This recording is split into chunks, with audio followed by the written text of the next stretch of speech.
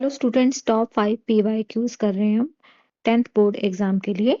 And the first question is the total number of factors of the square of a prime number is. Prime number के square के आपको total factors बताने हैं। तो मैं आपको बता दूं कि इसका आंसर 3 है, सी। और वो कैसे है, आप कोई भी प्राइम नंबर ले लो। जैसे मैंने सबसे पहले प्राइम नंबर ले लिया है 5। तो अगर मैं 5 का स्क्वायर करूंगी तो मुझे मिलेगा 25। और अगर मैं इसके फैक्टर्स देखूंगी तो मुझे मिलने वाले हैं 1, 5 एंड 25। इसी तरह से आप कोई दूसरा प्राइम नंबर भी ले सकते हैं, जैसे कि 7 स्क्वायर। 7 स्क्वायर होता है 49। और अगर आप इसके फैक्टर्स निकालेंगे तो इसके फैक्टर्स आएंगे 1, 7 एंड 49। ठीक है। तो किसी भी प्राइम नंबर के स्क्वायर के 3 ही फैक्टर्स होते हैं, तो इसका ऑप्शन सी राइट है यहाँ पे। ठीक है।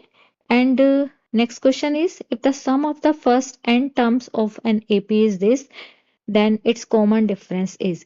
यहाँ पे सम दिया है n टर्म्स का, दैट इज हमें Sn दिया है 2n स्क्वायर प्लस 5n। और आपको कॉमन डिफरेंस यहाँ पे फाइंड आउट करना है।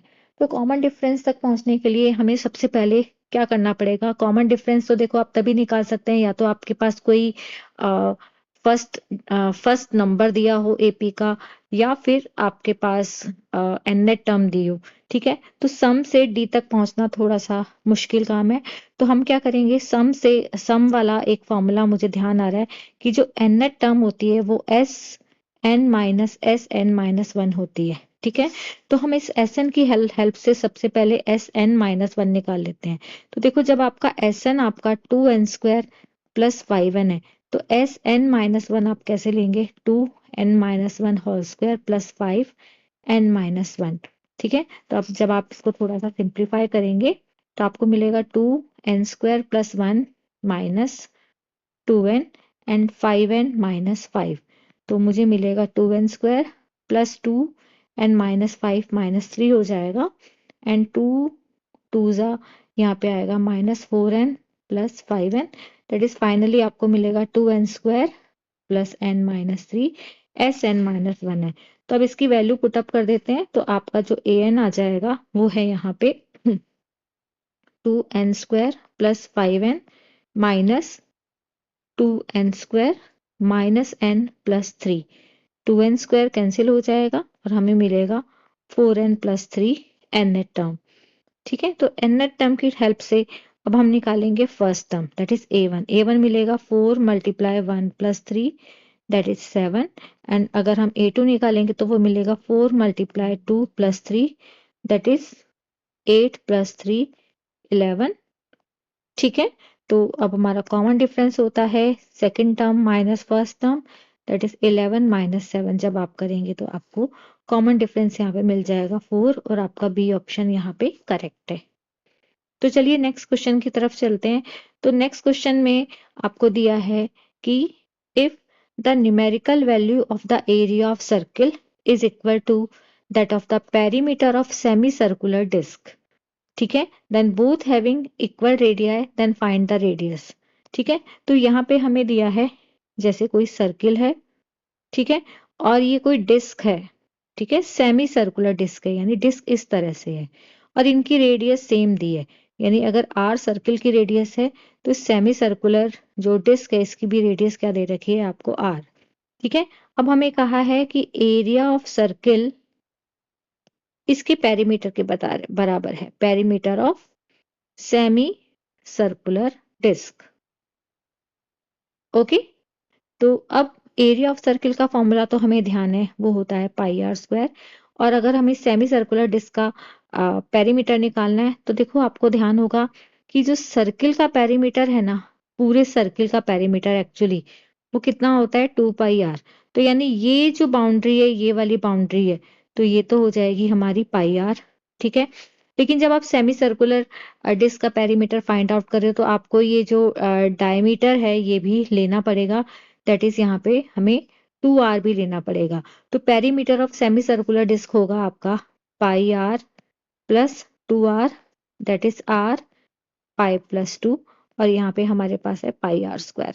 ठीक है। तो जब आप इसको सिंप्लीफाई करके r निकालेंगे तो आपको मिलेगा पाई plus 2 upon pi, that is आपका यहाँ पे ऑप्शन करेक्ट होगा सी ऑप्शन आपका यहाँ पे करेक्ट होगा, पाई प्लस 2/पाई। ओके, नेक्स्ट चलिए, नेक्स्ट क्वेश्चन है हमारा, there is a square lawn of side 8 metre inside a circular park of radius 20 metre and mister Joseph wants to plant a sapling in the park. ठीक है, तो ये एक circular park है, उसके अंदर कोई लॉन है। ठीक है, जो स्क्वायर लॉन है उसका साइड 8 मीटर आपको दिया है यहाँ पे, और आपको फाइंड करनी है probability that he can plant it outside the lawn. ठीक है, ये सर्कुलर तो हमारा है पार्क और ये है हमारा लॉन, और लॉन के बाहर सैपलिंग जो है उसको सैपलिंग करने के लिए आपको प्रोबेबिलिटी फाइंड आउट करनी है। ठीक है, तो प्रोबेबिलिटी फाइंड आउट करनी है इस केस में, तो सबसे पहले हम निकालेंगे एरिया ऑफ सर्किल। ठीक है, तो एरिया ऑफ सर्किल यहाँ पे होता है हमारा pi r square, that is pi 20 square, that is आ जाएगा 400 पाई। ठीक है, फिर हम निकालेंगे एरिया ऑफ स्क्वायर। ठीक है, तो एरिया ऑफ स्क्वायर होता है हमारा 8 × 8 दैट इज 64 मीटर स्क्वायर, और ये आपका है एरिया ऑफ सर्किल। ठीक है, अब हम निकालेंगे एरिया आउटसाइड द लॉन। अगर एरिया आउटसाइड लॉन की बात करें तो देखो यहाँ पे जो हमारा एरिया है सर्किल का वो तो 400 पाई है। ठीक है, तो हम 400 पाई में से जब 64 माइनस कर देंगे तो आपके पास ये वाला एरिया आ जाएगा, मतलब ये वाला जो स्पेस है ना इसका एरिया यहाँ पे आ जाएगा। ठीक है, तो इसके बाद हमें क्या करना है, हम फिर से आएंगे हमारे क्वेश्चन पे। अब हमें प्रोबेबिलिटी फाइंड करनी है, तो प्रोबेबिलिटी हमें फाइंड आउट करनी है plant outside the lawn.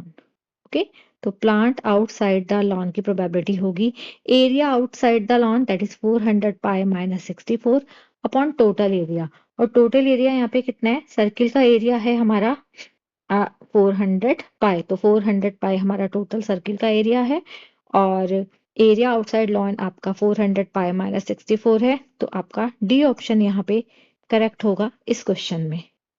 Okay, तो चलिए चलते हैं नेक्स्ट क्वेश्चन जो हमारा लास्ट इस वीडियो का क्वेश्चन है। इसमें अल्फा बीटा आपके जीरोस दिए हैं इस क्वाड्रेटिक इक्वेशन के। ठीक है, और alpha minus beta is equal to 8 एक रिलेशन दिया है, और आपको के की वैल्यू फाइंड आउट करनी है। तो देखो इक्वेशन आपकी है P X is equal to X square minus 4x plus K, और अगर इस इक्वेशन के अल्फा बीटा रूट्स है तो हमारे पास एक रिलेशन है alpha plus beta is equal to minus B upon A, that is alpha plus beta इस इक्वेशन से आ जाएगा 4। ठीक है, क्योंकि हमारा b यहाँ पे -4 है और ये यहाँ पे 1 है, तो अल्फा प्लस बीटा 4 आ जाएगा। तो ये हमारी इक्वेशन 1 हो गई है, और हमें एक रिलेशन दिया है alpha minus beta is equal to 8। तो अगर हम इसको सेकेंड इक्वेशन लेते हैं और अब आपको इनको सॉल्व करना है, तो आप इनको क्या करें, ऐड कर दें। अगर आप ऐड करेंगे तो आपको मिलेगा alpha plus beta plus alpha minus beta is equal to 4 plus 8, that is beta यहाँ पे कैंसिल हो जाएगा, 2 अल्फा आपका 12 आएगा, तो अल्फा यहाँ पे आ जाएगा, अल्फा आएगा यहाँ पे 6। ठीक है, अल्फा अगर 6 आ गया है तो अब आप बीटा की वैल्यू भी फाइंड आउट कर सकते हैं। अगर हम क्वेश्चन नंबर 1 देखें तो बीटा हमारा आ जाएगा 4 माइनस 6 दैट इज -2।